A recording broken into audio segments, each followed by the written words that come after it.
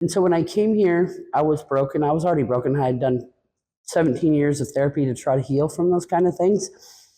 And I had never had a safe place. I was sat in fight or flight for almost 12 years. I didn't go outside for 2 years.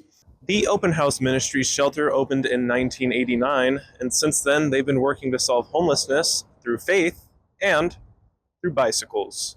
Angie Fosburg is the manager for the Open House Ministries bike shop. She was a resident for 3 years, but decided that she loved the community so much that she wanted to remain for the rest of her life.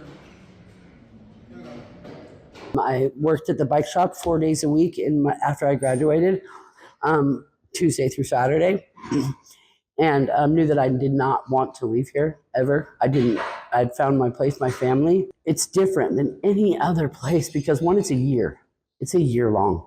And you just never heard of that. It's 30, 60, 90 days, maybe 120 if you're doing every single thing right. But here, really, as long as you're progressing, really, it's been 3 years and I haven't ever left. Well, Open House Ministries started in 1986. It was founded in just a 10-room boarding house that used to sit on the corner of the property that right now it's turned into a parking lot. But that boarding house stayed there for quite a while. And in 96, they started to build the main shelter. And so the main shelter got put together.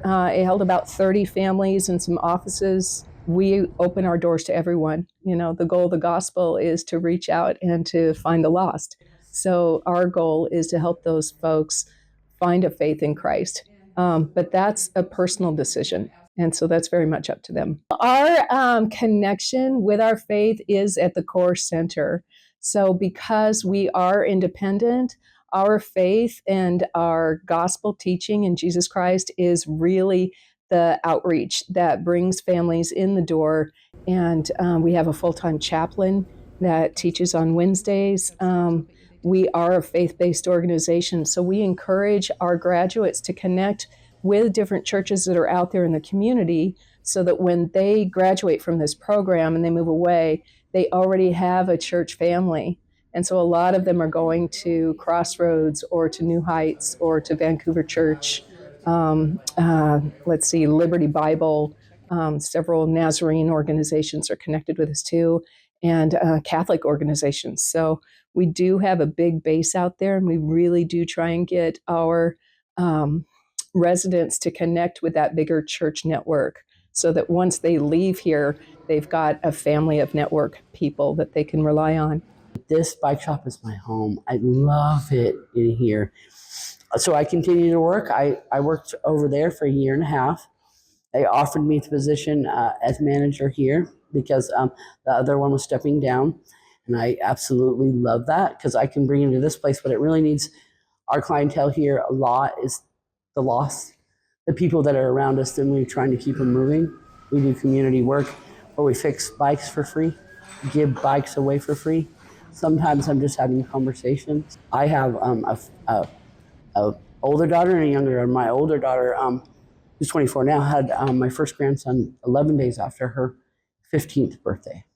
No, yeah, and if I wouldn't have had people in agencies at that point, I was a single mom and not in a shelter, living on my own, paying bills, I wouldn't have been able to do it. If I wouldn't have said, hey, I've never done this.